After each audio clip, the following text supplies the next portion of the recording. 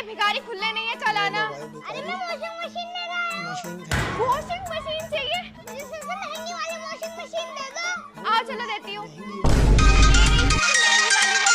Sir 50,000 रुपए की है। महंगी वाली दे दो तो मैडम। चलो आओ। तो सर आप तो EMI करवाएंगे ना? नहीं madam, hand to hand payment करूँगा, वो भी ऑनलाइन। अच्छा चलो सर, तो फिर आप इस पे कर दो पेमेंट। ठीक है, तो करता हूँ। अरे सर इस पे तो 49,990 रुपए आए हैं, 10 रुपए किस बात के काट लिए?